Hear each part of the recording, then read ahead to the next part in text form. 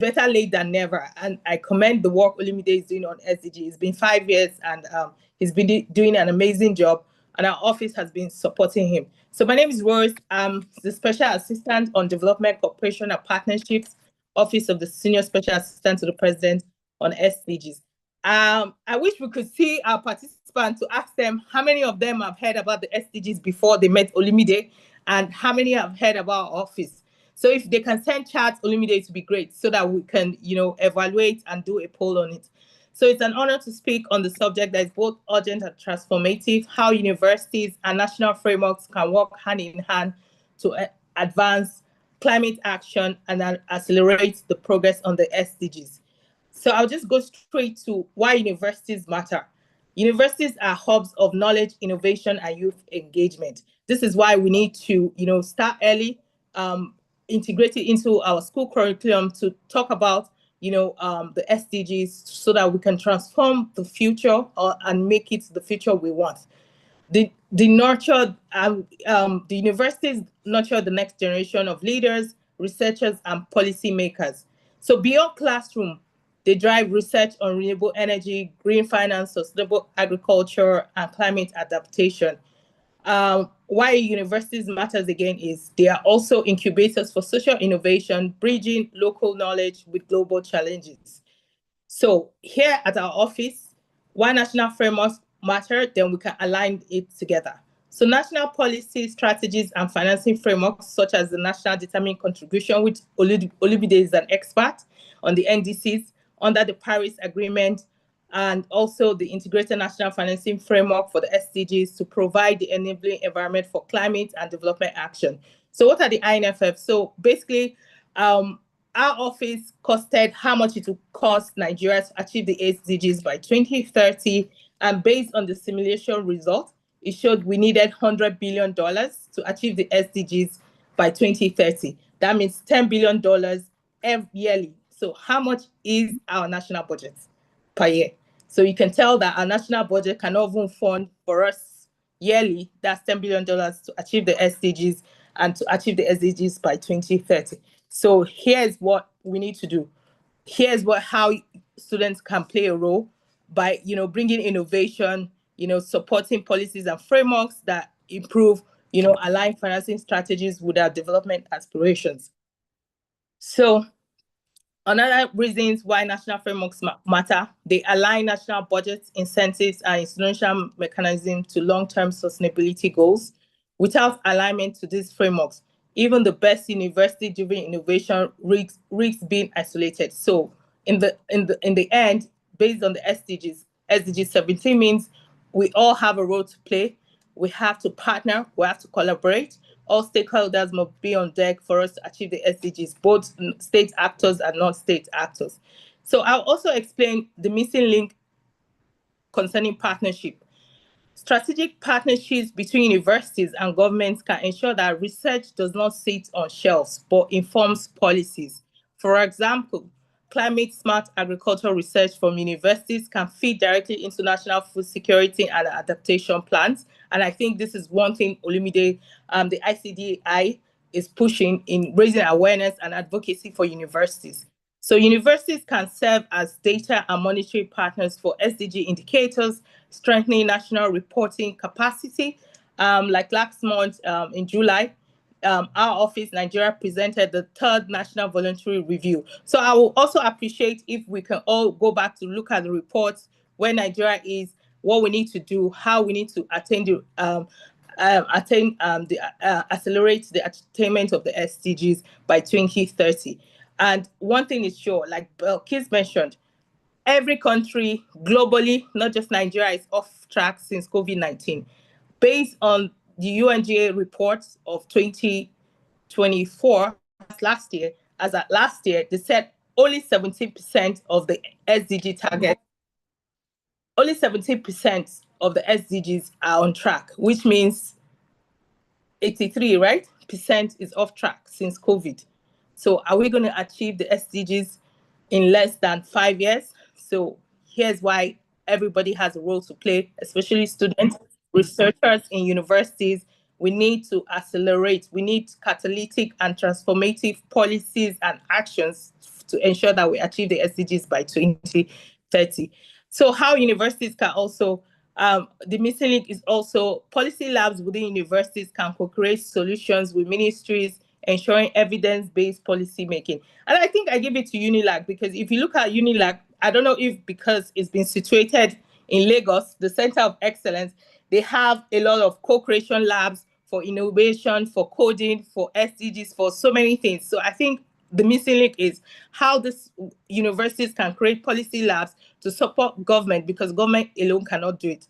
So pathways for collaboration, I think curriculum and capacity building is key, embedding SDG and climate literacy into curricula so students graduate as sustainability champions, which ICDI is doing. I hope Olumide, I don't know if Olumide has his own champions of SDGs in universities. Through research policy linkages, establishing university government task forces to translate evidence into actionable policies, innovation and financing, jointly designing green financing tools and incubators, leveraging on the national frameworks like the Integrated National Financing Framework, youth engagement, empowering students to participate on climate diplomacy, community projects, and SDG implementation. Like also, Bilkis has been at the forefront of climate community projects. So I call her Mother Climate. Regional and global networks, encouraging universities to connect across borders, sharing best practices that can inspire national reforms. So what are the way forward? We're off track. How do we accelerate the attainment of the SDGs and also, climate action? So climate change and sustainable development are not academic debates. They are lived realities for us. Universities must be recognized as strategic partners in implementation, not just research centers. So I can see, I give it to some of the universities in Nigeria. They have set up centers for sustainable development or centers for the SDGs. I know LASO has one. I know University of Abuja has as well. So, and I'm sure several universities, but we should not just use it as just, for teaching or theoretical stuff, but it should be used not just as research centers, but also strategic partners in the implementation, because we need the whole of society and whole of government approach for us to achieve the SDGs. So government must open policies, pathways that value and integrate academic expertise. Together, we can create a circle where knowledge informs policy, policy funds innovation, and innovation empowers our communities. And how do we do it? We have the most vibrant and the youngest youth in the whole world. Africa has the biggest young population. Like in Nigeria, based on the National Bureau of Statistics, 60% of our youth are below 24 or 25. So which means for Nigeria to change, they need to tap into the innovation of the young people. So for me, as an office, we have done several institutional frameworks. Like I mentioned at the beginning, we have the ISDG model that has shown how much we need to finance the SDGs, $100 billion. And this was pre-COVID, which it was estimated is more than that. Also, we have our voluntary national review, where we do our quarterly, or I think every 2 years, we report on behalf of Nigeria progress on the SDGs in Nigeria. We also have, and this is available on our website as well, we have the SDGs implementation plan. It's a 10-year plan which showed what Nigeria has done, what we need to do, and what we need to do in the future to achieve the SDGs by 2030. And I have good news. Most times people think government is not working, but in fact, our office has also aligned the National Statistical System to align it with the SDGs, which is first of its kind. And I can tell you that also that has helped us to show how we need to get the data. And it has been shown that 60%, over 86% must come from administrative data. So what does that mean? It means all the MDAs need to provide this data, because the ministries, department, and agencies are the implementing agencies of the SDGs. As our office, we just coordinate the mainstreaming of the SDGs national at the national and subnational level. So we support ministries to mainstream and integrate the SDGs into their sectoral plans. We also support state subnational to integrate the SDGs and mainstream the SDGs into their sub-national plans. And we're happy to state our office has supported over 19 states to align their state development plan and integrate it with the SDGs. For those who have done the state development plan, they were able to review it, and we can see progress. There are some outliers like Lagos State, and also I'll give it to Kaduna State. So students in Kaduna State, you should visit the SDG office in Kaduna, because Kaduna is one of the states that does self-reporting. Also, one of the first states to do its local voluntary review, meaning how far Kaduna has gone, what Kaduna needs to do to achieve the SDGs, because we can only achieve the SDGs at the local level. And they also use geospatial technology to track and monitor their SDGs. So we have 2 states that have done voluntary local review to review it at the subnational level. We also have, finally, one big document I encourage every student to look at is our SDG progress report, which has shown what we need to do as a country to achieve the SDGs by 2030. So, and also we have a strategic, we also have a stakeholder engagement platform, which we engage with every stakeholder. So we have the civil society strategic group on SDGs. So I encourage all the CSOs to join. I think Bilkis was one of the pioneer and ESCO of the civil society strategic group on SDGs. We also have the private sector advisory group on the SDGs, which is headquartered in Lagos, because most of the private sector, which is led by Mr. Balaji Balogun. So if you're private sector, you want to be part of that platform, you can write to the office, we can link you to the secretariat, or you can write to them together directly through their email. They are on social media. They are called the Private Sector Advisory Group on SDGs. We also have the Presidential Council on the SDGs. And one that is missing, and I keep saying it, is the academia or the academic group, the scientific community, and which is something the office is working on, and it should have been number 1. And so I commend Olumide for starting this initiative 5 years ago. Our office is just about to set up the scientific community group on the SDGs, which will involve universities. So either way, as a student, if you want to go through this civil society route, or through private practice, or through, we have different platforms in which we have stakeholders engagement at these various levels. So we're happy for you to be members of these various stakeholders, for various stakeholders to engage with us. So we're happy. You can write to the office of Senior Special Assistant to President on SDGs, and you could join the civil society or the private sector. And we also have the Development Partners Group on the SDGs. So basically, these are institutional framework. And I just want to reiterate Nigeria's commitment. We've had giant strike, and you can see that the whole development challenges is not just peculiar to Nigeria alone. If you look at the progress report globally, they said 17% of the SDGs are on track. COVID has regressed the progress everybody has made. Geopolitical tensions such as the Russia-Ukraine war, now the Gaza strike, has affected everything. But hope is not lost. So we're counting on our vibrant young youth to come up with innovation, policies, research that would drive Nigeria into, that will catapult us into achieving the SDGs. So we're happy to partner with ICDI, which we've been partnering with them, and we're happy to support young people. So in closing, in bridging universities with national frameworks, we're not only aligning knowledge with action, but also ensuring that climate and SDG commitments translate into real impact for people and planet. As we move forward, let us remember that partnerships are not optional. They are cornerstone of sustainable transformation. I thank you for listening. Thank you so much. So, Bilkis, I'm happy to take questions. Thank you.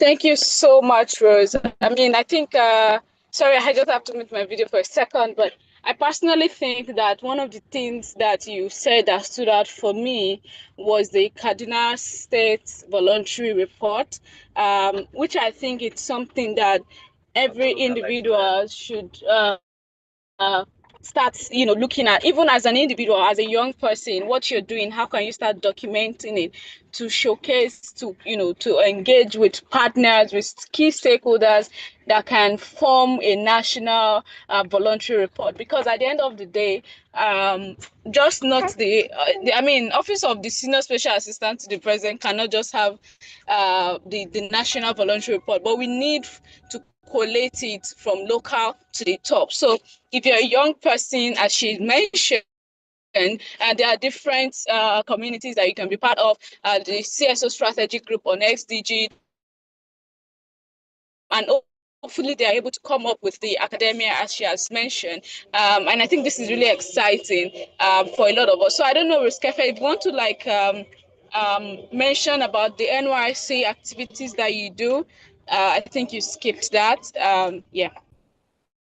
Yes, I did. Oh, yes. So, sorry, pardon me. As an office, we have an yearly NYC event where we go to the all the camps during what's it called, during the camp, camp time, where we raise awareness about the SDGs. One thing we did that was astounding is, and I give it to my boss, which she said, the only platform that we can reach every single local government in Nigeria, the whole 774 local government, is through the NYC platform. So we have NYC SDG champions. In 2016, we trained about 400 SDG NYC champions who went to every local community. Like I said, there's no platform in Nigeria that has that outstanding platform where you can reach the 774 local government than the NYC platform, because every corporate, everybody is being posted to the 774 local government. So we have the SDG champions. We also have the SDG program where we go to camps. I'm one of the lead facilitators at camps.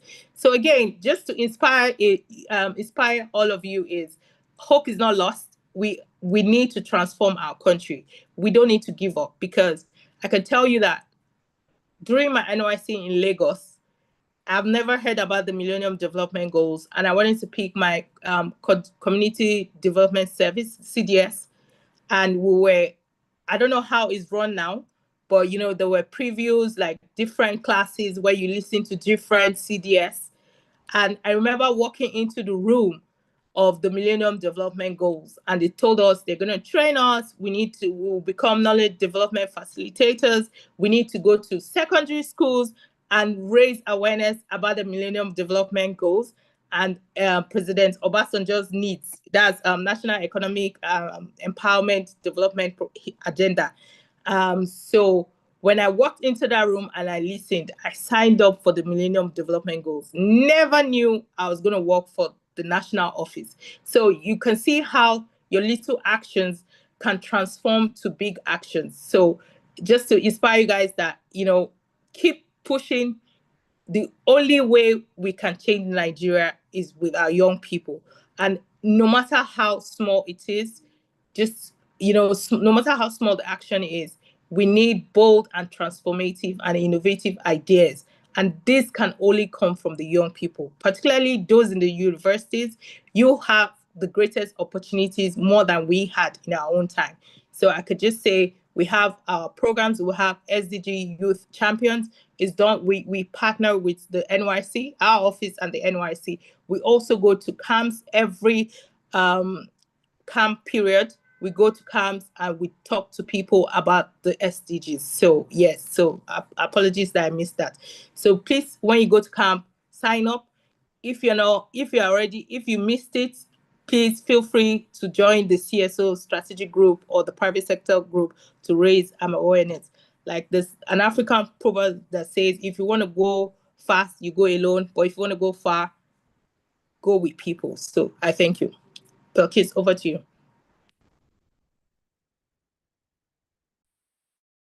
Amazing. Thank you so much, Rose. So if you are an intending corper, if you are thinking of traveling anywhere for camp, just look forward to the SDG Look forward to the SDG CDS. Look forward to the SDG movement. It's always very exciting. In fact, when I was serving, I was the SDG president in Lagos. So yes, it's really exciting and you're going to enjoy it. So thank you so much, Rose. We're going to come back to Rose as we move very quickly to our next speaker. If you have any question for Rose, please keep turning them into the chat box. We're going to come back to the question. So let's move quickly now to the second presentation from Lovett Walker. Let me check if she's on the call. I'm here. Okay, Lovett Walker is on the call. All right, so Lovett is going to take us on empowering youth for climate justice, bridging university knowledge with community action in Africa. So, yeah, let's welcome Lovett. Lovett, are you here? Hello. Amazing. Thank you so much for your time. Hi. Thank you for agreeing to do this with us. So the floor is yours. Okay, good morning, afternoon, evening, good day, wherever you are. I'm so honored to be doing this here today. My name is Lovett Walker. I'm a change maker, climate advocate, SDG advocate, and I want to give honor to whom honor is you, Mr. Wunde. Thank you so much for this platform. I know that Mr. Emmanuel is somewhere here, and then our lovely speaker that just spoke. I was in awe. I'm your new fan, ma'am. So lovely to be here. Very simple. When I was going to come speak here today, I just knew that the simplest thing or the way that I would really talk about this topic is by sharing my story. But I want to ask Ms. Balikes, am I able to share slides? Yes, you can share your slides. Should I give you? Okay. Okay. Yeah. All right. Which of them am I sharing? Okay. Can we all see? Please, can you confirm that you can see what I'm sharing?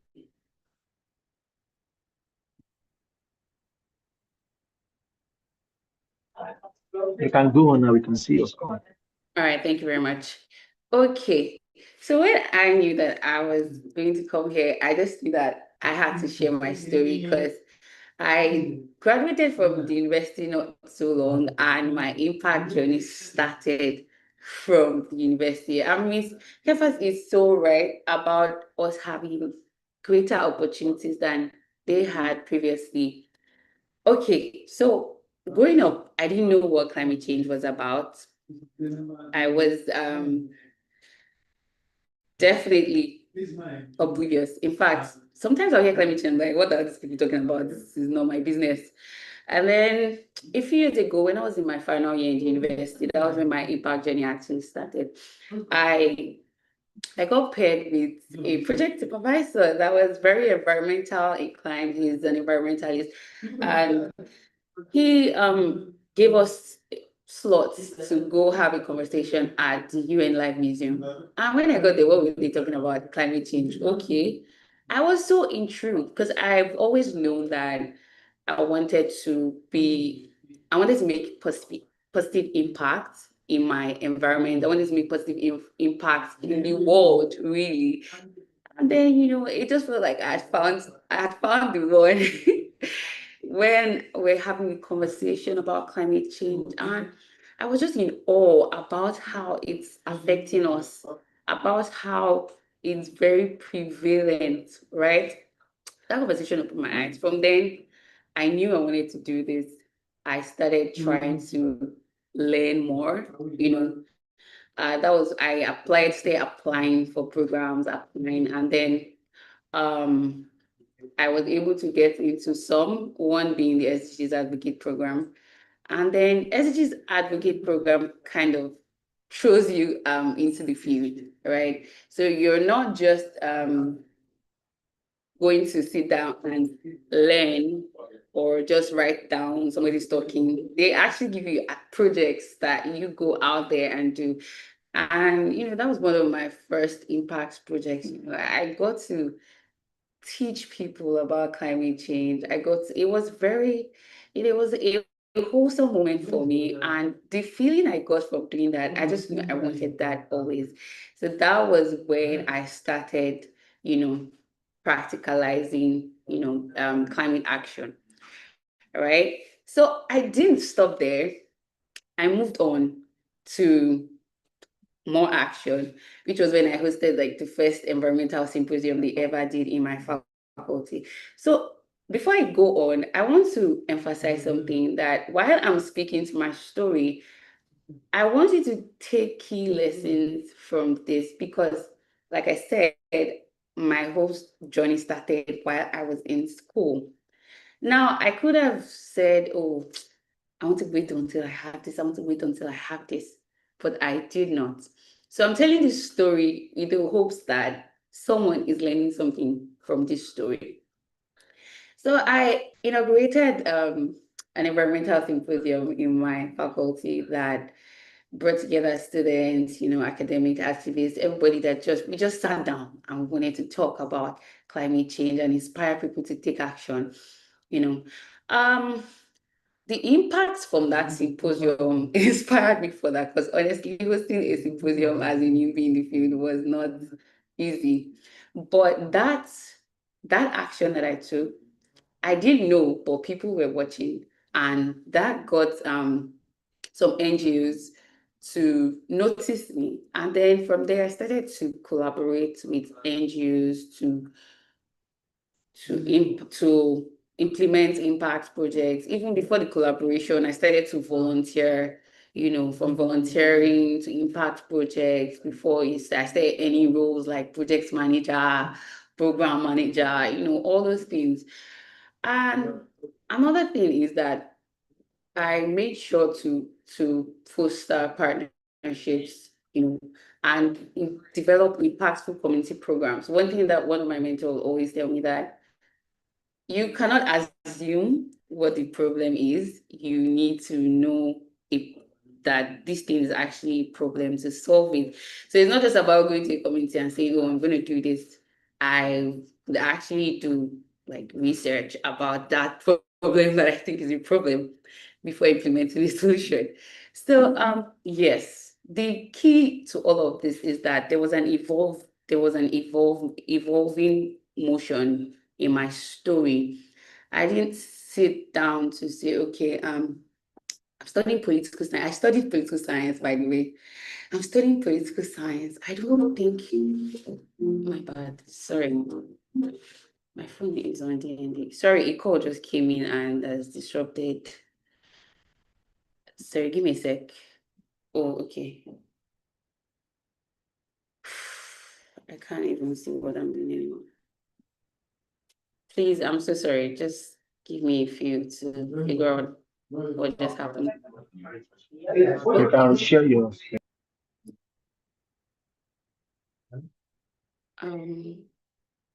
I'm trying to do that.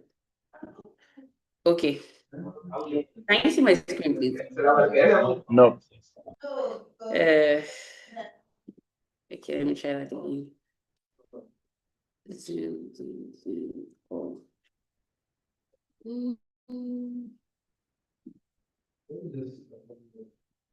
What about now? It's called, yeah, fine, it's good now. All right. So I lost my train of thought. What I was trying to say is that I did not sit down and start counting my limitations. Like, oh, I'm studying political science. Oh, I don't think I can do this. I like talk. I'm not this. I'm not. So I sat down and I looked around me. What do you have? What do I have that I can use to implement change around me?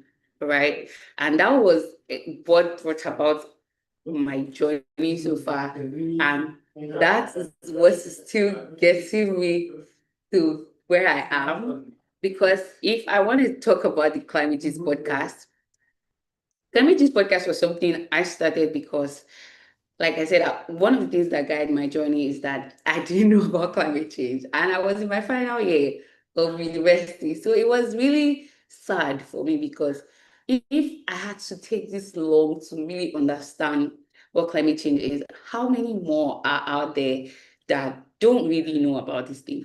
So that's what prompted me to start the Climate Change podcast. And we do it in a way because I know that young people do not like to sit down and start listening to Aspire to Maguire.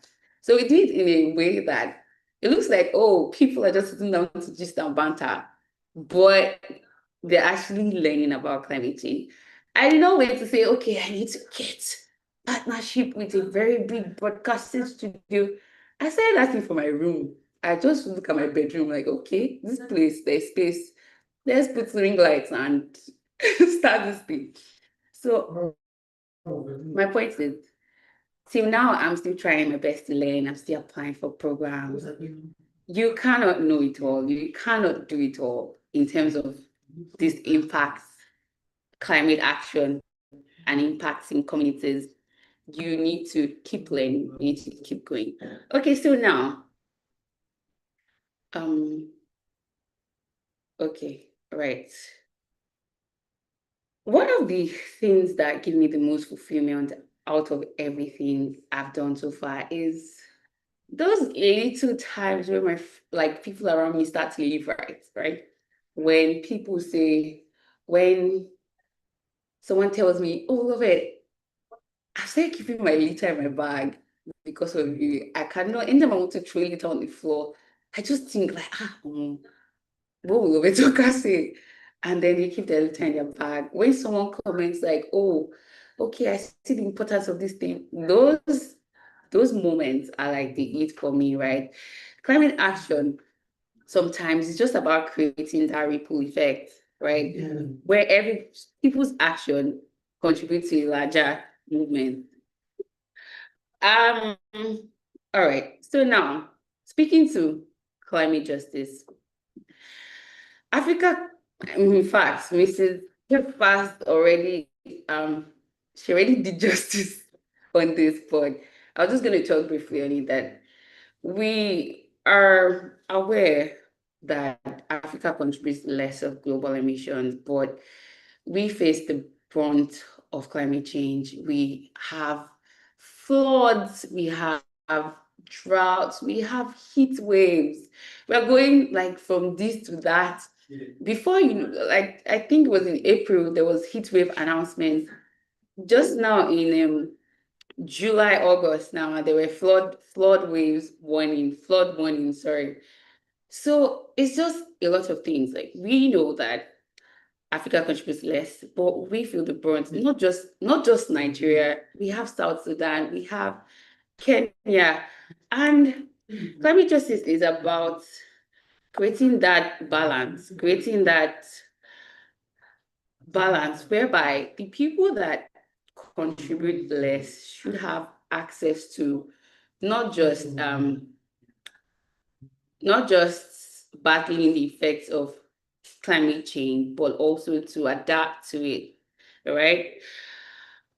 I don't know if we were following, but my question to us in this chat currently is, how has climate change personally affected you or your community? How? I want to see the chat box. I want to see people's responses. How has climate change affected you or your community personally? For me, it was mostly floods because a lot of people moved out. I had so many neighbors that became our neighbors because they couldn't bear like having flooded houses every time. So what about you? I said a lot, food insecurity, exactly.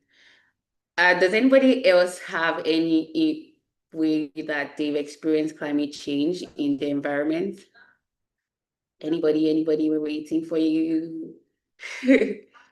Heat wave, quality of water. there's so many expressions of the impact of climate change. We can start going on. And it's frustrating, flooding. It's very frustrating, very, very frustrating. As I'm saying frustrating, I'm just remembering some kind of heat wave I've experienced. So we know about this, right? Which means that we cannot just sit and be frustrated like me. We cannot just sit and say, oh, I'm frustrated. We need to find solutions. We need to be the change makers we are looking for. We need to profile, we need to act, basically. So I also would like to ask another question. What course did we study? If you can type it in the chat box as well. I studied physical science, and currently I align kind of my course of study to what I do. I'm a climate advocate. I've hosted policy briefs severally to try to align and speak to the government. You know, I am a researcher as well. We did that. I've published a work with my project supervisor. Bless his soul. Yes, but that aside, let's go into what is here. Now, I'm trying to tell you that is listening to me that no matter where you are, every little thing connects to climate change. Everything can contribute to climate justice. If you think, oh, I'm in engineering, what does engineering have to do with climate justice? I'm here to break it to you that even in your engineering, you can adopt renewable energy solutions. You can build sustainable infrastructure. You can work on waste management, innovative recycling technologies. In fact, engineering, you are the strongest of them all. Because I think I used to live in Lagos. One of the major problems of Lagos is poor urban planning. We need people that will rise up and change that. Law and political science. I study political science. We have policy advocacy, we have climate litigation, we have environmental governance, and we have international climate negotiations, which we see education as well. I'm more of an educator, I will not lie. I didn't study education, but I've found a way to align what I studied and education and merging them together. So we have, for under education track, developing climate literacy programs, which is one of the most beautiful ways to have impact. Environmental education and empowering future generations with knowledge. How can you do this? You can go to schools and build green clubs. You can just build a community. It revolves around having a community, really. Business and economics. I'm seeing the comments on courses of study, international relations, if we have it. Water resources and environmental engineering. Now I get mass communication, education, English language education, entrepreneurship and business management, psychology. We all have a role to play. Under business and economics, you can promote green entrepreneurship, sustainable supply chain, circular economy models, impact investing.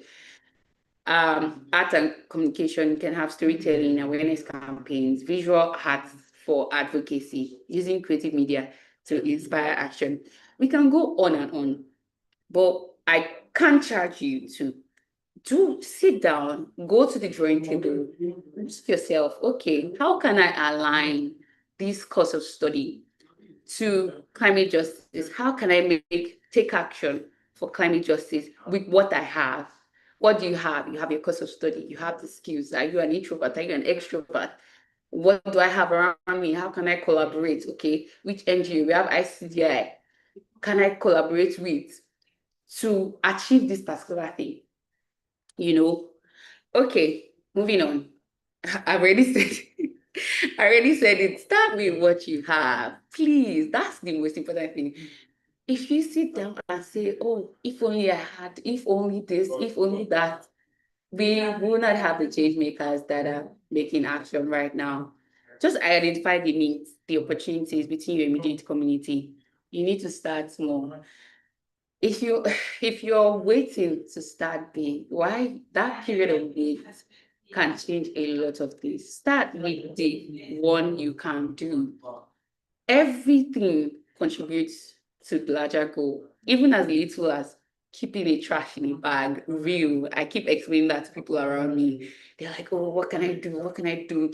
I can't be a climate advocate. I'm like, you don't have to be. Your lifestyle can contribute. But basically, I'll say start with what you have. Sorry, I'm trying to read the chat. Okay. Okay. Start with what you have, right? Leverage your unique talents and academic knowledge for impactful change. If you see the side, I read one class, one post, one project. It can't be that thing. One class, it can be before your lecturers come in. Someone like me, something I can do. I have done actually. Before my lecturers come into class, I just one house. Can I have your attention? I'd like to talk to you about climate change. Of course, everyone's like, oh well. Everybody be like, oh, what's this one talking about? But the way I break it down to them, or the way I pass the message across, they always like become engaged. Before I left school, even as I started in my final year, we had an environmental team. So every year now there's an environmental symposium that happens, even without me being there. Aside from my the team I created, there's so many things. We have the Green Hub in Unilag, very beautiful.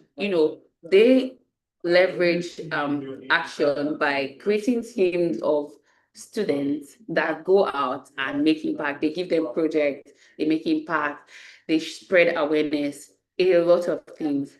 So I'm just here to tell you that you're not too young to lead, never too young to lead, and you're never too old to learn. So I was gonna say that you should raise your hand if you see at least one way your cause can serve your community. But I just hope that we have taken some actionable lessons from this presentation and this charge. Thank you very much. I remain Lovett Walker. So if there are any questions, you can just type it in the chat box. It's Billy Keith, over to you. Amazing. Thank you so much, Lovett. I have a personal story to really share in line with what you just said around starting from wherever we are. If you are a student, if you're done with school, it doesn't matter the course of study, it doesn't matter your department.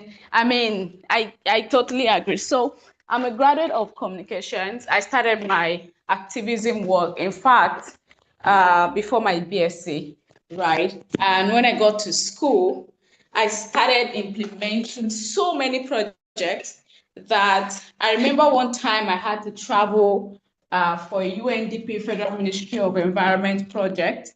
And I had to tell my lecturer that, oh, I'm going to be missing classes, right? That I have to travel for this thing. That is to let you know that, in fact, all of my lecturers know my work already as an undergraduate student, right? So when I wanted to do my project, my final year project, I sat my project supervisor down and I said that, I don't want to do the usual thing that we do in mass communication where you would do influence of radio station on HIV and AIDS. There's this type of topic that mass communication have been centered around when it comes to research. And I'm like, I wanted to do something around the SDGs, and this is like what I want. And I actually did something tangible. Like my project was on climate change, was on climate information. It was just very nice, right? So that is just how it starts. That is how it is important that you have that communication with people that are around you, your lecturers, your classmates, so that by the time you're doing things, I mean, it's just so interesting. And thank you so much for sharing all of those tips. I'm sure a lot of students on this call, their mindset must have shifted if they're in final year of approaching final year on the kind of project topic they want to tackle. I mean, you want to be proud of your project topic in the next 5 to 10 years and pick it up again and like, oh yeah, I did this thing. Not I am influence of something that a lot of people have done it. A lot of people have done it, over and over again. So yeah, thank you so much, Lovett, for that wonderful presentation. Yeah. So we put on the chat, right? We have a little token to all of our participants. So if you're on this call, kindly fill this form. I shared, Olumide has also shared again for data reimbursement, because we understand how much it takes for many of you to join this conversation today. So we're going to move to our third presentation, another incredible facilitator that has been working on the sustainable development goals, for a very long time. So we're going to welcome Emmanuel Olawoyo, who has joined the call since we started. And thank you so much, Emmanuel, for everything that you're doing. So he's going to be taking us on a ride on bridging knowledge and action, advancing sustainable development practice from Nigerian campuses to local communities. So, Emmanuel, over to you. Let's take it out. All right. Thank you very much, Balekis, and good day to each and everyone here. And it's very important for me to pay great homage and accolades to our esteemed speakers, keynotes, Ms. Rose Gafayas, and which I really celebrate the great work which you're doing, and the entire management of OSAF SDGs Nigeria. And to Mr. Olumide, Mr. Climate, the mighty man indeed, thank you for the great work you do, and also getting to lead the space. I know that there are quite a lot of initiative. I remembered when Balekis mentioned something the other time. Its consistency and the way it sustains its project is a great motivation and something which we should all appreciate and give a great accolade to. And Lovett, thank you for that presentation. I so much love it and it resonates with me. I hope you're going to download this and, we are still going to have a major snippet on that, your story. And this afternoon, I'm just going to be speaking very briefly. Initially, I intend to speak for maybe like 20, 25 minutes, but great speakers have already done justice to key area of today's conversation. And one of those things which I really love is looking at how we can, as youths, as change makers, as students, we can get to bridge the knowledge gap. And definitely in one of our presentation slides, one of the presentation slides from Lovett, she actually break it down depending on your discipline, notwithstanding your discipline, there are ways which you can contribute. There are ways which you can practice sustainability. There are ways which you can advance sustainable development, notwithstanding your current situation, whichever institution which you are from. And these are things which I'm just going to speak briefly on. What are those practical steps? What are those strategies which you can get to do as, I will use the word change makers the more on this call, as change makers.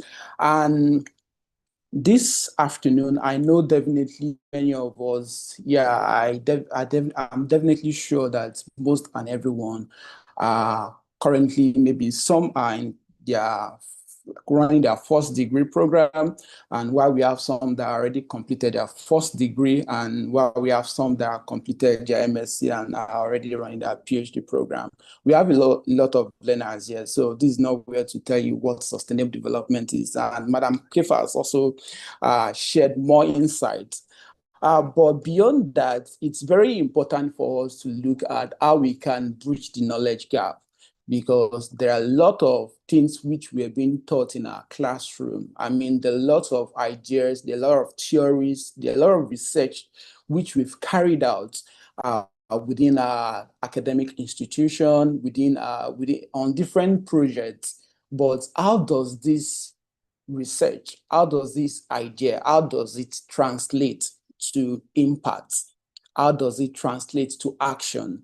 And it goes beyond knowing alone. It's more of we doing, it's more of we practicing.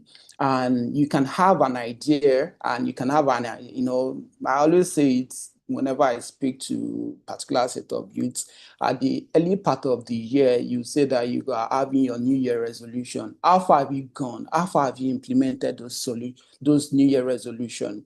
So, and going back to the university system, tertiary institution system, beyond the four walls of our classroom, community impact, how are we driving this?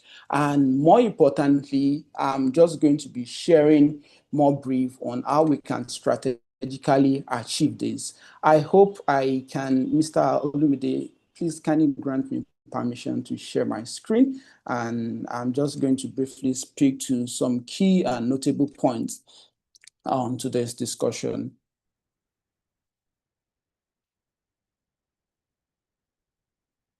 Okay, yeah, I think I can share my screen now. Thank you.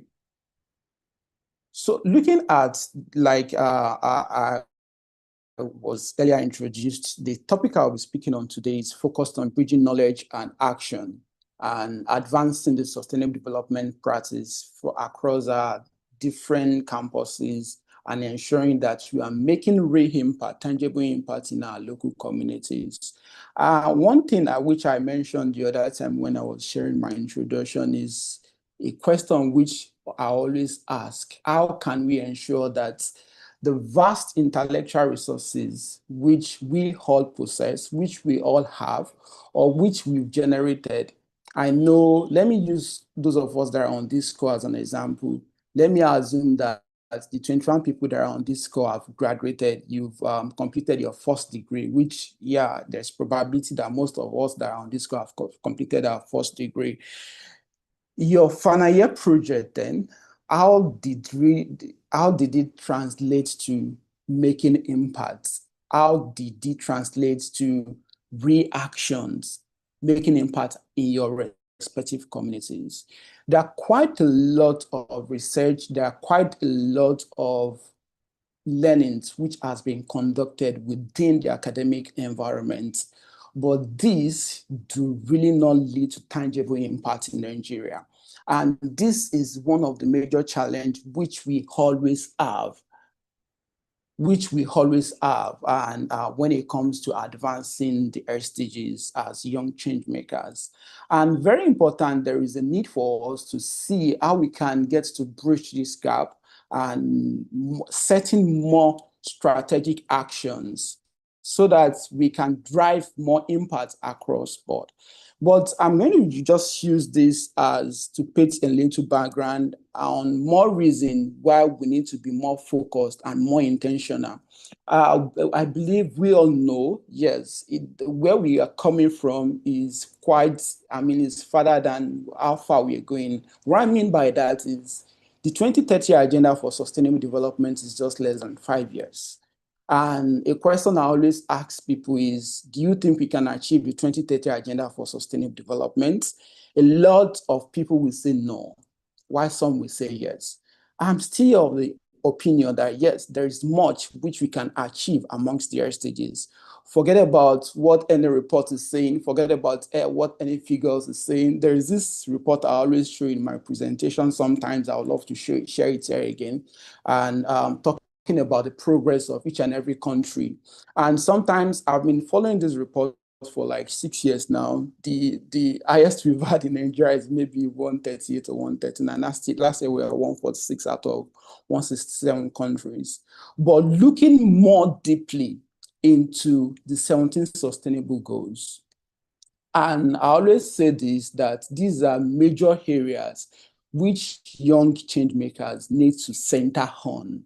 In as much as there is a problem in your community, in as much as there is a gap in advancing a particular project, or there are challenges in particular areas, then these are real opportunities which you can ride on, which you can leverage on.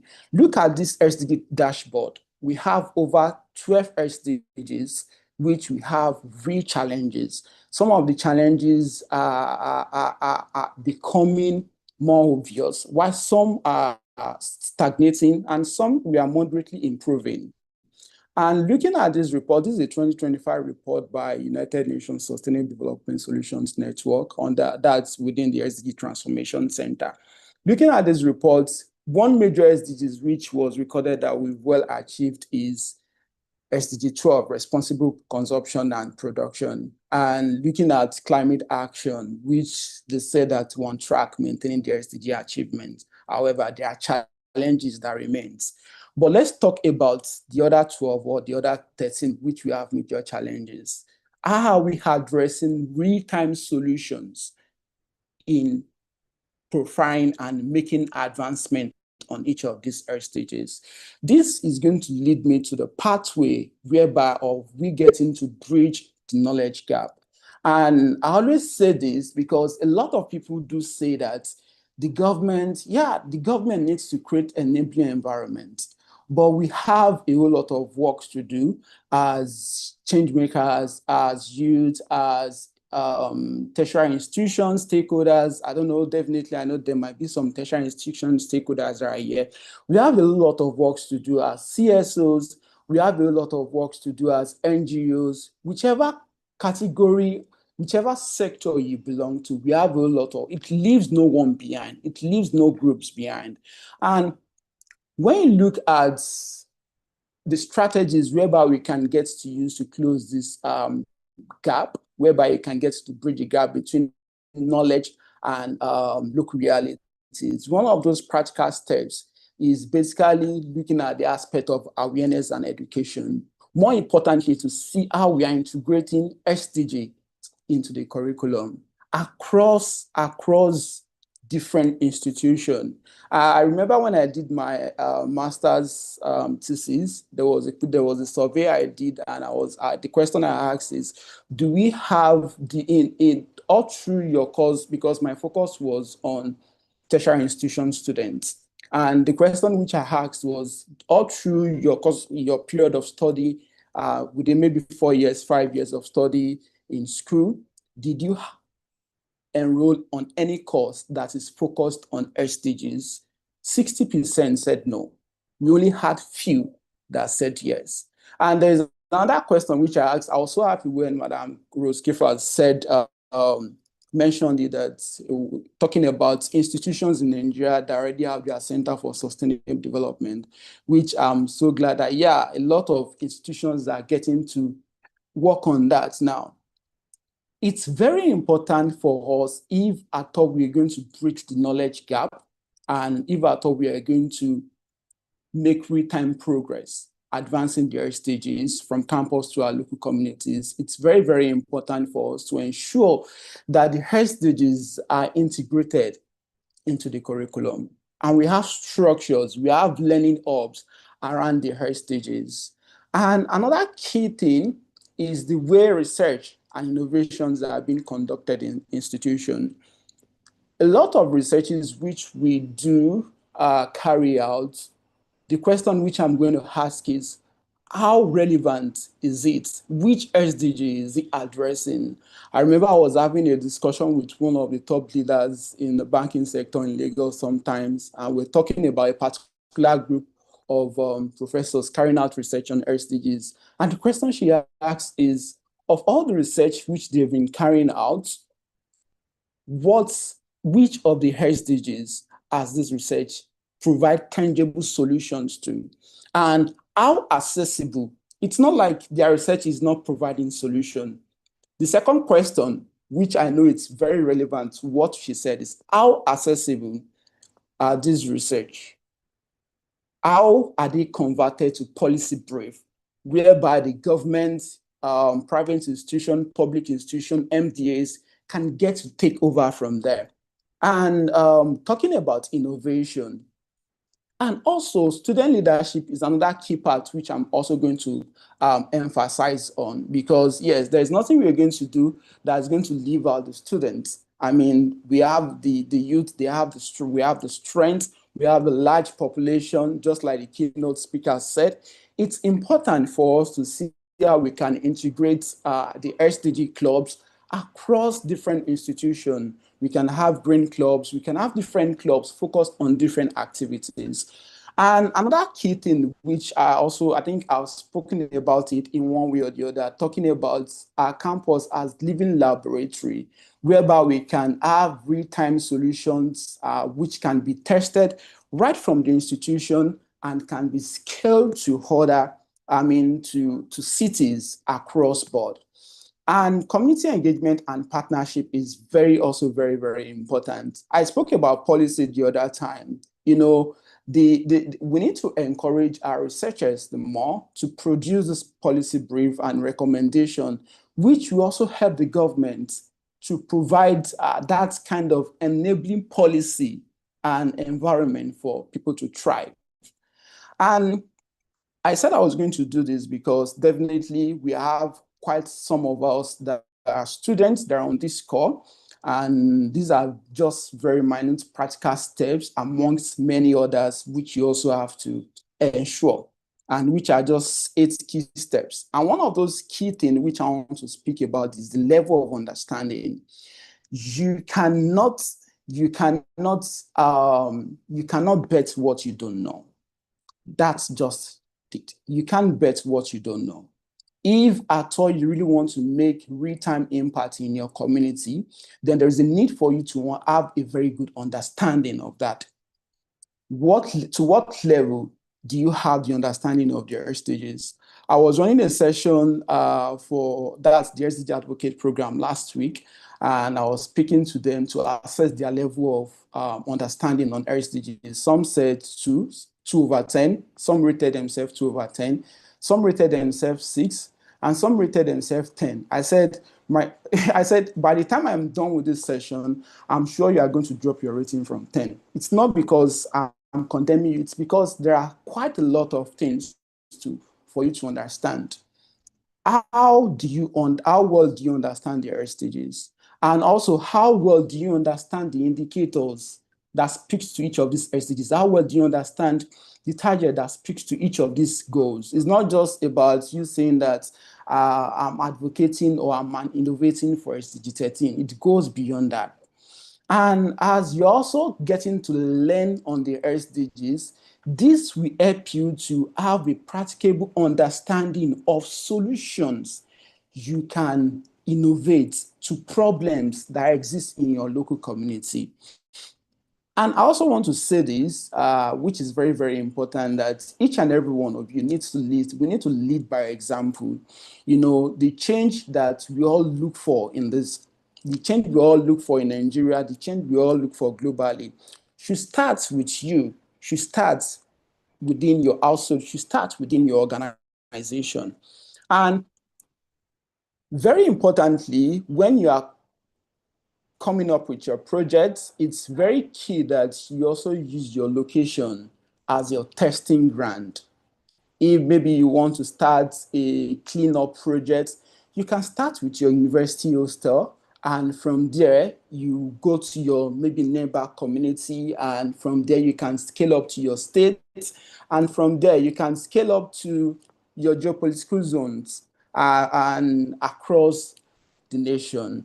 And this 4th aspect is something I'm really concerned about, because I see quite a lot of us, a lot of youth that are still not working in line to this. And I'm going to merge it with my 6th point. That is partnership, collaboration, and volunteerism.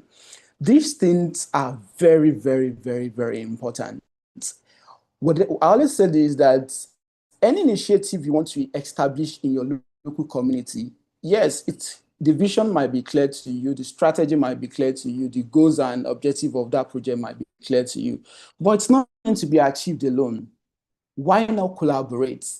Why not look for like minds that you can work together and achieve that project? And truly, one of the reasons why you need to partner and collaborate with people is definitely you need to also assess what your weaknesses are on that project. And that will guide you, all right, to know the right set of people, the right person you can bring on that project. And talking about volunteerism, I always say this, that, yeah, I'm a product of volunteerism. And there are a lot of organizations which I volunteer for, and there are some which I'm still volunteering for till today. And I'm still looking forward to volunteer for quite a lot of organizations just to support and join, support and help drive their initiatives together. Volunteerism, it's definitely going to open you to a lot of experience which you can pay for, which you can afford. So why not look out for an organization? We have the World Cleanup Day coming up in September. We have quite a lot of organization. I can see Mayoko on this call. He runs the plugin initiatives. I know definitely they have a lot of projects they will be doing. ICCDI is going to be doing a lot of projects. Sustivice, they will be doing a lot of projects across the states. Join them for that day and be part of that initiative. And also, I think I've spoken about collaboration and partnership. And when it comes to this aspect of we getting to making impact across our respective location, technology is another key thing which we also need to make good use of. Social media and technology is another key thing which you need to make use of. Right from the comfort of your home, there are a lot of SDG advocacy which you can carry. There are a lot of issues which you can address. I remember there was a time that I did 31-day learning series on SDGs. I think it's only this year that I didn't do that. I did that in 2023, 2024. You can go and check my platform, talking about the 17 Sustainable Development Goals, different things, all on my phone. And it was just all scheduled posts. I scheduled the post for a week in just a day, and people will get there, learn. I've seen universities abroad reaching out to me that they want to use that same resources, which I just put out there for their students. And, these are little things which you can do, and you can make global impact at the long run. And also, how are you getting to speak up on sustainability issue? It's very, very important you get to participate in events like this. It's very, very important. Check out for community dialogue in your location, in your school. You can even organize campaigns in your school. And more importantly, which is my last point, tracking your impact and sharing your story. A lot of youths are very quick to running development projects. Maybe you want to do a plastic collection drive in your school, but when they are done, they feel fulfilled, but they coming up with an impact report of what they've done is always a difficult issue. And they miss out on a lot of opportunity when organizations, funders says that we want to see an evidence of what you've done before. Easily, if you have that kind of report, you can submit your impact report on that particular project to say that, oh, this is the number of people we're able to impact directly, this is the number of people we impacted indirectly. You can section it male and female that were impacted through that project. And more importantly, storytelling. How good are you telling your story, your impact projects? And a lot of funders, a lot of organizations, if at all they are going to support you on any initiative which you want to run, maybe in any local community, in your state, in your institution, they will definitely want to go and check you out first to see, to be sure that this person is very credible and this person is trustable for us to support. So it's very important. Social media is the best place which you can have a digital footprint. It's as I always tell people, it's as simple as typing the name, your own personal name, or the name of your project, or the name of your blog on google.com. What is it going to bring you? What are those links that it's going to show you? So I'm just going to end this presentation with this, because it's very important we all have this good understanding that the strength of knowledge is not measured by the number of books in our shelves and the articles which we published, but how deeply it has transformed the lives of our community, the lives of people around us. And I believe as we get to push on, as we get to contribute actively towards this, we all are making efforts in advancing the 2030 Agenda for Sustainable Development. Thank you once again, Mr. Olumide and the entire ICCDI team for having me to speak on this great occasion. Thank you once again. Thank you. Thank you so much. Thank you so much, Emmanuel. That's a very, very important highlight. And I also like how you used your personal story of how you started volunteering when you were in school. I think it's a story that a lot of people here will share, considering the fact that many of us started, some of us started before school, some people started while in school, some people even started after school. And that's why you see a lot of companies now use leveraging on CSR, ESG to start, community projects, cleaning up, tree planting, and amongst many other activities. So it's really inspiring. Thank you so much for sharing. So we're going to move now very quickly because we're supposed to be done by 1, and I want to be a good timekeeper, and we're going to be done by 1. So we're going to move now into our panel discussion. Can we also have Lovett spotlighted, Olumide?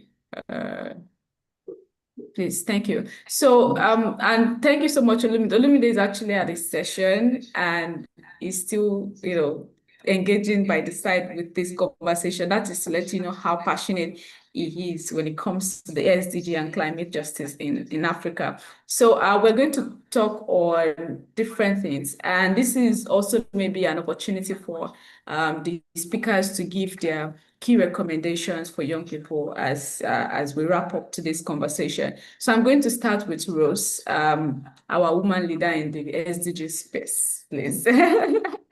So how can universities move beyond being knowledge producers to becoming active co-designers? I mean, which is something you also mentioned during your presentation, of national climate and SDG policies, while ensuring that partnership with government do not compromise academic independence and community needs. Yes, thank you, Bilkis. So before I comment, I want to thank Lovett and Emmanuel. I actually took notes, you can see. And like everyone has said, it's all about the story, like I think Lovett said, start small, look around, one post, one post, yes. So basically it's, in the little actions. So now we're talking about universities. So I want to be frank.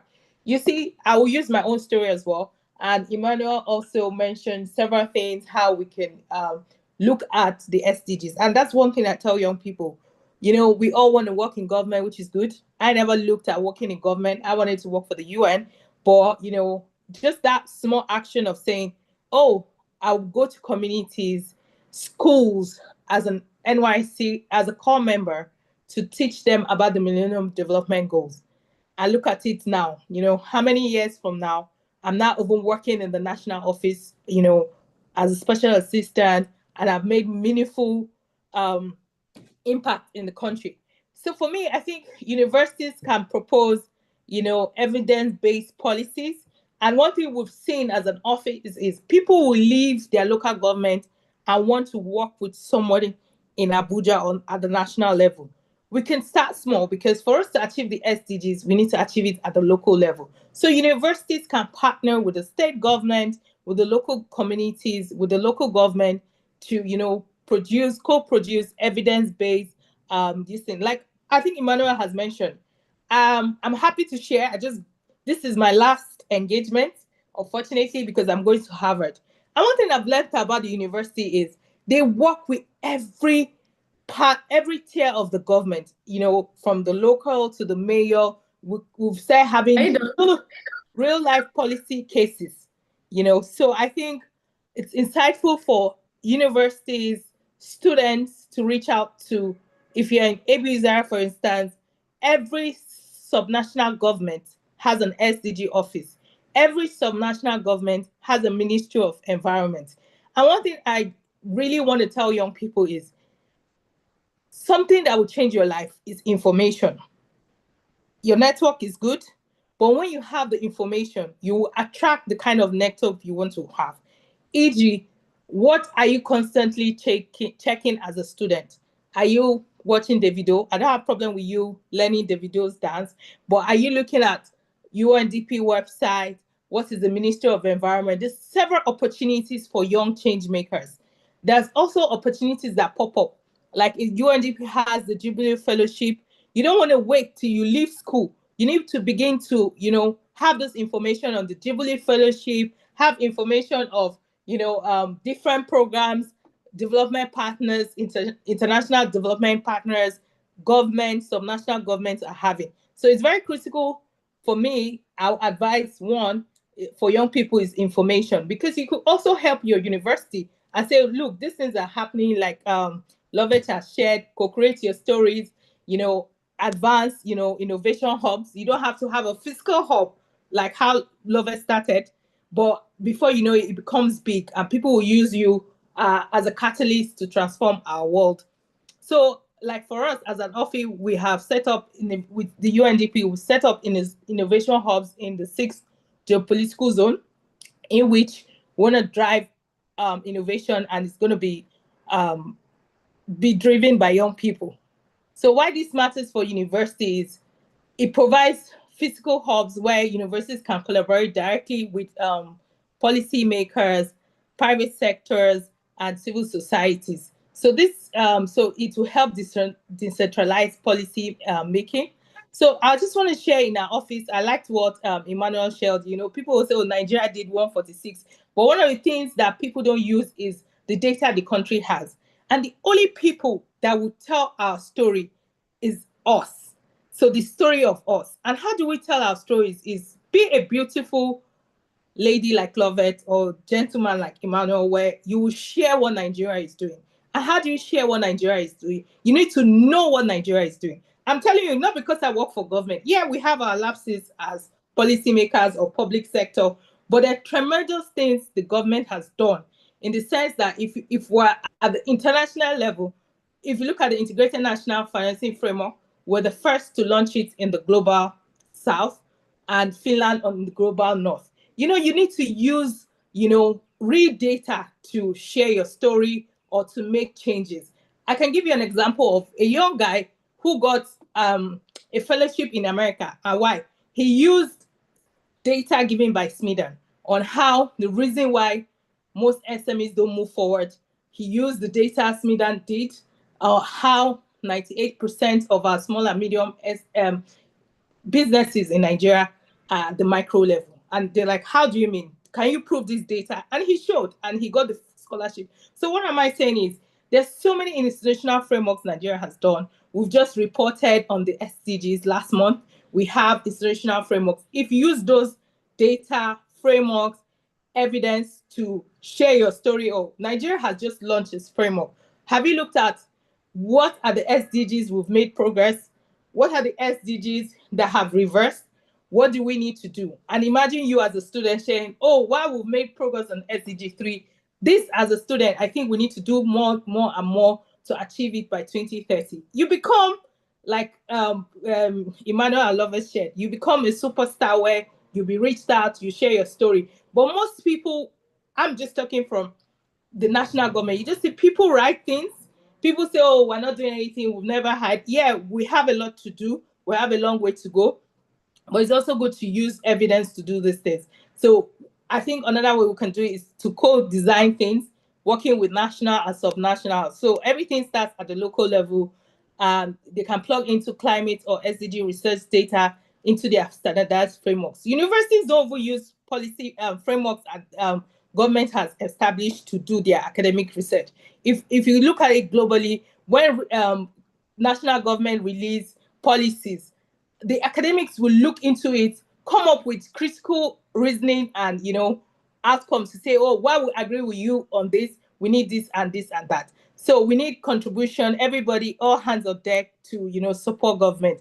So ensuring academic, so I think institutional voice, not political patronage, diverse stakeholders to strengthen accountability, and also lastly, I'll just say rooted in local needs, because every university is based in the state. So it's good we have SDG office, we have special advisors at the local level when people reach out to me, I say, where's your state? And like Ilori, like Bilkis, I'll tell her, why not meet the SSAP on SDGs in Ilori? You don't have to come to the national, but you can start somewhere to make a difference.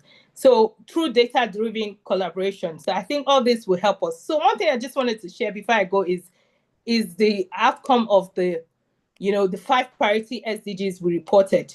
The report focuses on the challenges and opportunities. And I like what Emmanuel said. One of the things as a young person, or when I was much younger, is if I have a project, I look at where is the country going, and I map out who are the ministries. You map out the witches and wizards first, then you see who you go and meet. E.g., who are the ministries? If you're talking of ministry of, if you want to do climate action, what are the agencies, department agencies that are in charge of the environment or climate?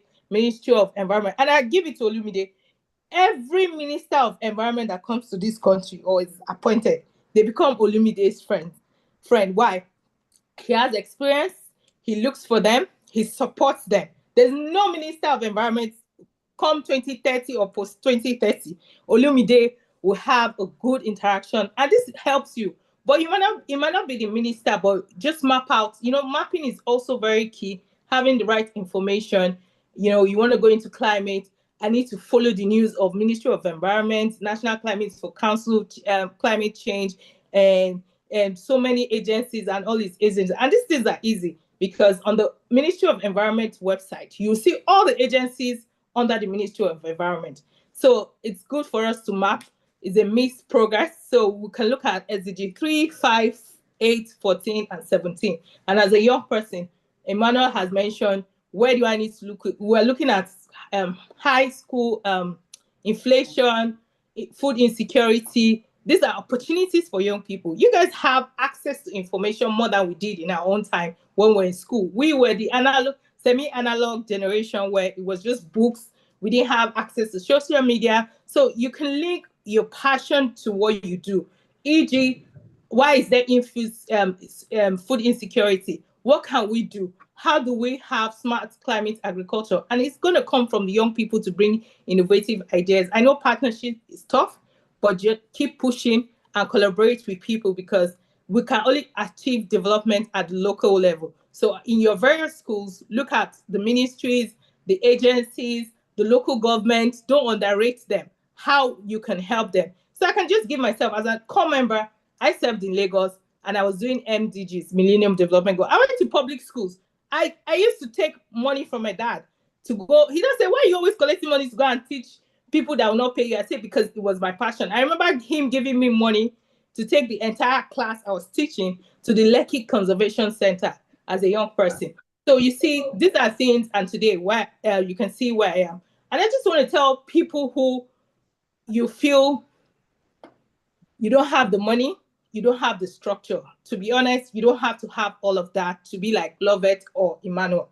I particularly never had a company, but I was working on youth engagement. I was working on MDGs. In fact, it was one man that made me know. He said the lady that doesn't have an organization, but does everything. And that stuck in my head. So you because you're in school, you may feel, how do I register a company? How do I start? You don't need all that. You can start in your own little way. Like Lovett said, look around. I remember when I was in Abu Zaria, I studied French for a year before I went to school, because I studied international studies. And I used to volunteer, like Emmanuel said, when they set up education committee to do tutorials, my name is there. When then it was OAU, Organization of Africa Unity, I used to interpret in French. I never knew all this would reflect in the future. So, if you don't have a company, it's all right.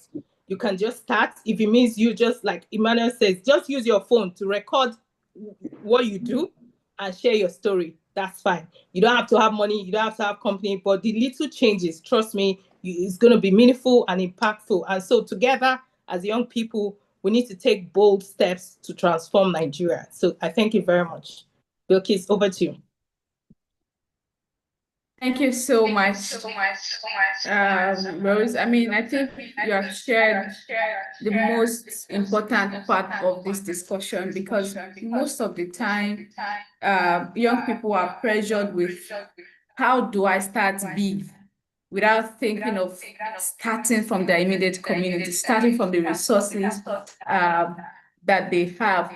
I remember during my NYSC, I reached out to you that I wanted to distribute the SDG books in secondary schools in Lagos here. And, you know, I got it. I got the books, I was able to distribute it. So I didn't have to spend my money to start designing, simplifying SDG content. I leverage on the existing materials and reach out to the right party to say, okay, I want to distribute this thing. I want to showcase it to more students. So I think leveraging partnership, leveraging people who are already playing bigger roles in this space would help you go further, rather than you thinking of, oh, you need so much money to start an NGO, you need to start big, you want to be doing big things like Mayokun is doing. It took a time for him to get to where he is now. So you should also start with the process. So thank you so much, Rose, for sharing that inspiring story. So I'm going to now move to Lovett. I'm sure a lot of us are like really excited about how you and Emmanuel are, really doing tremendous work in this space. So my question here is, how can African universities ensure that the knowledge and skills they provide for students are translated into practical community-led climate justice initiatives that genuinely empower youth rather than remaining within the academic walls? All right, thank you very much for that question. Once again, I'd like to acknowledge everyone. Ms. Rose, wonderful, wonderful presentation so far. Mr. Emmanuel, lovely to see you here. And thank you so much, Mr. Climate and Ms. Valikis. Okay, so just to answer the question directly, I think one of the major ways that this can happen is from going to the curriculum-based strategy of schooling to actual project-based. Okay, how can I do this? I'll just always use my example. We had a course called Politics of Environment. Basically, we were talking about everything environment, even like including policies. Now, for that course, one of the ways that would have been so impactful and people would have actually enjoyed that course was if maybe for our tests, we were told to implement something related to, the course, or just go out there and make sure you do this, and bring your reports back. That would have made people even understand what it was that we were doing there. Because everybody just comes to me like, Robert, I don't understand. What are we doing in this course? But then I knew what we're doing because I've experienced it hands-on. So it's like going from that sitting in class every day, coming back to write tests, to actually hands-on learning by implementing physical projects, really. Then another way that can work is also through innovation hubs, incubators. So that also helped me. Now, not everybody knows that there's certain level of opportunities available. Like Ms. Rose said earlier, that there are so many places, so many opportunities waiting. But not everybody knows that. I had to learn it myself.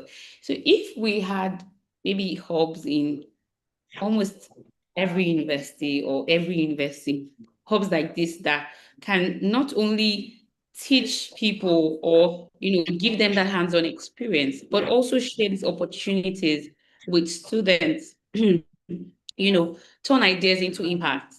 That is another way that can happen. Also, I think Ms. Rose already spoke on this. Universities, strengthening partnerships, Now, I think we have Green Hub Unilag. I always make reference to that organization because they're very, very impactful.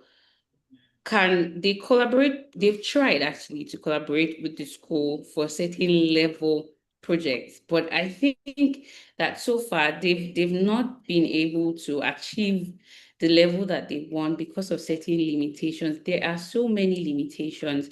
But if these hubs are allowed, if partnerships can happen with universities and the organizations that are already making impact, if it's made more flexible, let me use that English, then I think it's going to I think it's going to create for you.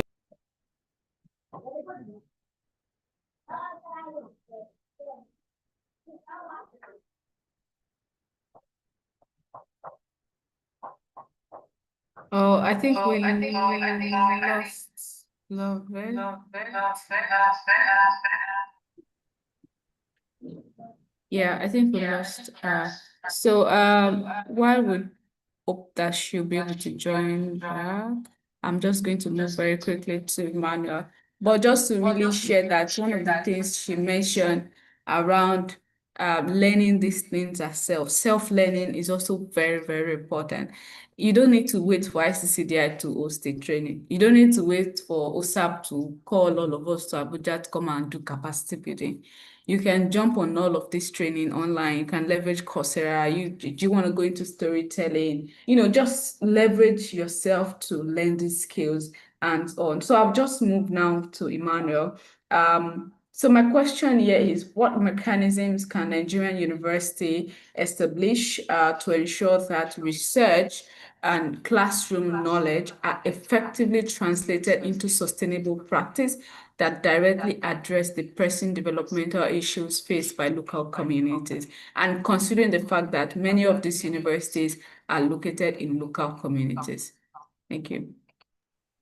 Thank you very much. Thank you for that question. And it's been a great session. Amazing session all the way.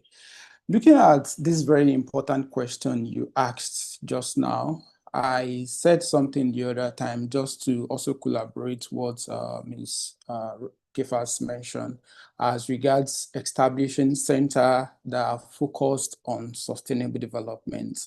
However, it goes beyond there, because you can have a center dedicated on sustainable development and there is no research. Let's even go beyond research now. There are some key things we need to go beyond. I think it's high time we go beyond advocacy, and research will be needed. Advocacy will always be needed. But we need to be more focused on innovation. We need to be more focused on creating tangible solutions. And there is a need for us to, not limit our classroom knowledge to just figures, just theories. Why don't we inculcate community-based projects? Tell the students, let them identify problems in their community. And even the lecturers can develop, there are a lot of teaching pedagogies which they really need to adopt going forward. So beyond these dedicated centers, innovation hubs, whereby we can have students to connect, brainstorm on challenges around local communities, there is a need for us to go beyond limiting this classroom knowledge and focus on community-based projects. And take, for example, I know then I graduated, so Ms. Kefas was celebrating colleagues from Ahmadu Bello, if I'm correct. So I'm going to celebrate my colleagues from FUTA, Federal University of Technology, Akure, and also UI guys. I know in FUTA then, we have this agricultural department. There are quite a lot of innovations that are there. Whereby students will get to come up with these tangible solutions.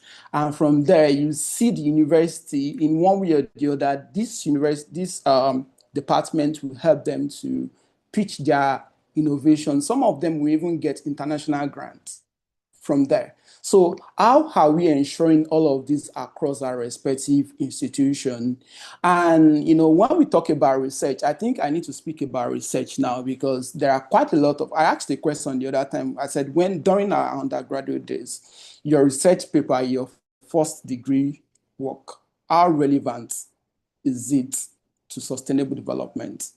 At Center for Sustainable Development, University of Ibadan, when you are coming up with your research work, there is always a section that asks you relevance to sustainable development. At least you must have a page minimum to defend that. If you can't defend that, then you are not graduating. That's just the truth. So it's high time that university require students, lecturers to get to translate whatever our research or whatever our findings is into tangible and impactful projects that communities can benefit from. And I mentioned something regarding volunteerism the other time, and also extension services, social impact projects. These are things which we can introduce to our students.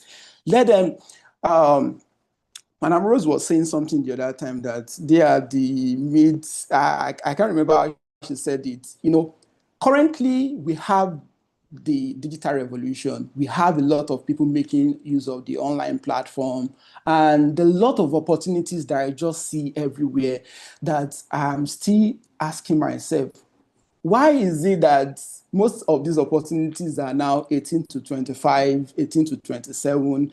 Funny enough, you see a lot of people, even someone was in my DM, LinkedIn DM, was sent me a message over the weekend that he's close to 39 and he wants to be part of our SDG Advocate program. I told him, I said, I've been doing everything possible to see how we can even increase youth age to 40 in Nigeria, because quite a lot of people now see these opportunities, but during their teenage age, they don't really have the opportunity. The social media was not there to project these opportunities. Now that the opportunities are available, how are we making use of it? So it's important. I remember that there was a time I had a lecturer then, and he was telling a student that you need to apply for this grant. You must apply. And it was with those students, ensure that those students were able to see through that particular project and ensure they establish that project. And lastly is the aspect of collaboration. How are we collaborating with external bodies to ensure that our research outputs, I think it was 2016, there was this picture that was posted online, research works on dump sites, whereby this research outputs do not remain just within the library, do not remain just on shelves, but these research outputs, our findings, can get global, can become known, and can be funded by organizations. And more importantly, make real impact in the communities. I think, recently there was an invitation received from Fountain University to come and train their public health students. And we felt like, I think there is a need for us to set a structure around that to ensure to see how we can train students across different. I think recently we received an invitation from one of the vice chancellor in Oyo State, asking us to come and train their students, over 10,000 students. And I was telling my team, I said, come what may, it's going to take a whole week. We are going to execute that project. So these are things we are looking forward across our respective institutions. And the knowledge, like I said the other time, knowing there are quite a lot of things that we need to know over and over. I mentioned something to Dr. Bala, senior technical advisor to OSAP SDG. Sometimes ago, I said, whenever I listen to Dr. Bala, I learn new things. And that doesn't mean that I don't know their SDGs. There are people that we should also expose our students to. There are platforms that we should expose these students to. It's not just teaching them the theory alone. Let's take them to the field. Let them have real life and practical experience on all of these situations. And from there, we can get to achieve this major goal. Thank you. Over to you, Balikate. Yeah, thank you so much, Emmanuel. You've pinpointed it out, and I think one of the things that you also said that stood out for me is how universities are now banking on knowledge that we have had to gather in the process to come and be teaching their students. And if we did not take all of these steps years ago, there won't be anybody to be called upon. So I think the power of starting is really, really important. It's start first. You never can tell what would happen tomorrow. So Lovett, good to have you back. You can continue with your response. Thank you very much. My apologies for that interruption. Okay, I think I was just going to conclude by saying that universities should treat students, not just as, graduates in waiting, or even aside from treating them, try to give them a move from that mindset of being, oh, I'm a graduate in waiting, I'm about to graduate, I want to graduate, to, okay, I'm a change maker. I'm changing something now, I'm moving now, I'm working now. So it's creating frameworks that change that mindset of, oh, I just want to graduate, I'm just waiting to graduate, to action. Oh, I'm a change maker, I'm working in the now. So that was my final point. So thank you very much. Amazing. Thank you so much. I think this is like a great week already with all of this information packed. So if you do not know about the SDGs before, or you do not know how to implement it, or you do not know how to start a community-led project, or you do not even know what to write, what topic you want to tackle in your final year as your research work, you have heard it all. I feel like this is like a premium MasterCard. And as Rose said, Rose is going to Harvard. So this is like a pre-Harvard lecture. So hold it tight to your heart and to your left hand, right, and start implementing. So thank you so much, Emmanuel, Rose, Lovett, for sharing this time with us. We know it's a Tuesday morning, and a lot of us have to be at work, but we're here sharing impact, sharing knowledge. So thank you so much. We've had a lot of takeaways. I'm going to be highlighting some points as I remember them. I think one of the things that Rose said was that still stood out for me was how Kaduna State is ensuring local voluntary report, because if we have all of this report in place, we can keep referencing them. And as she also said, she mentioned how this report can be cases for young people to start speaking to when they go out there, right? So you're not just saying nothing is happening, nothing is working. These reports are for you to read and see what is being done and how we can keep getting better. And as Lovett also mentioned, how it is the power to start. From a slide presentation, I think I remember she said one classroom, I can't remember how she. One post. Yeah, one post, one class, just start from a small space, start from a small community. Many of us, when we're organizing cleanup in the universities, a lot of people see us as we don't know what we are doing, right? But we know how far that has taken us to. So start something now. And then Emmanuel also, volunteering, start that. You don't need to be big. You don't need to start big. And I know you have to pay rent. I know you have to pay for data. I know you have to eat, but, try and imbibe the culture of volunteering, and it would really take you really far. Would now come back to Olumide, who is multitasking, really, like is in a training, is here.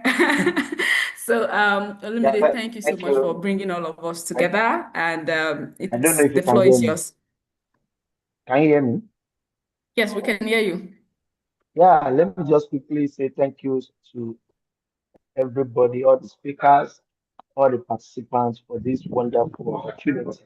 For me personally, it's an opportunity for me to also, listen to all these vibrant, great people on this call. It's a very big honor. We are doing this just to contribute to the efforts of what the government is doing and what all young people that are working on sustainable development goal is doing across Nigeria.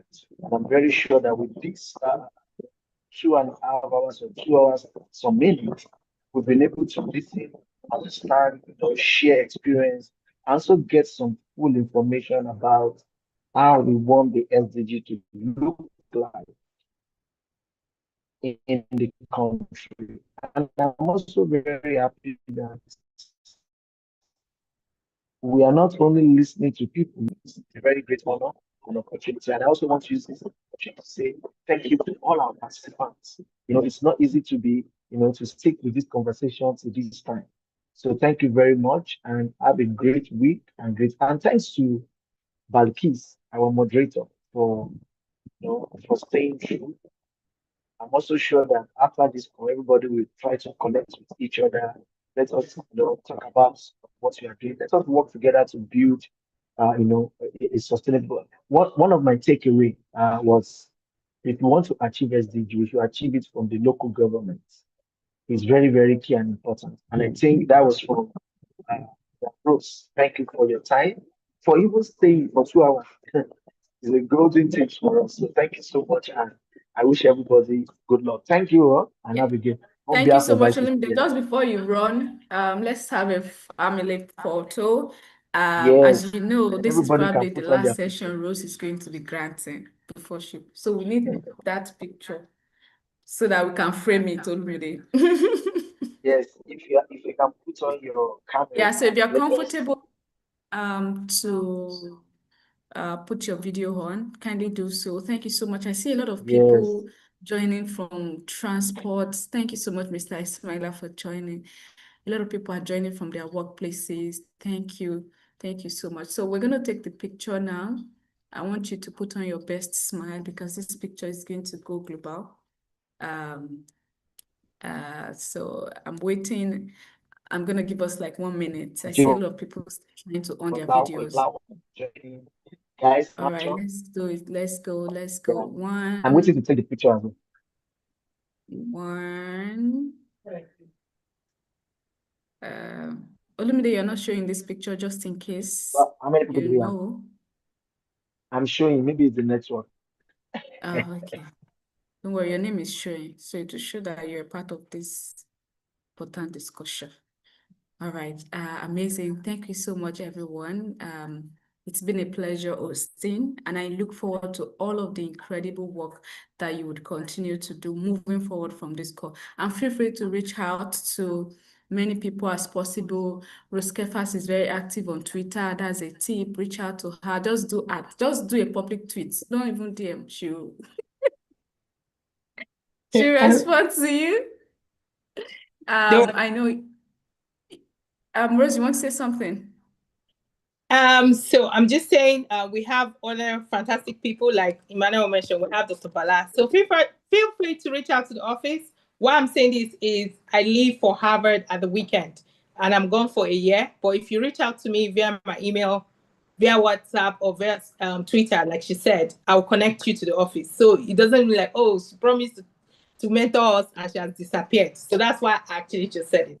Thank you. It was my pleasure being at this space. And shout out to all the so much, Rose, and we wish you all the very best. Thank you so much. All right. Incredible thing you bring back in the next 1 year. So guys, thank you so much.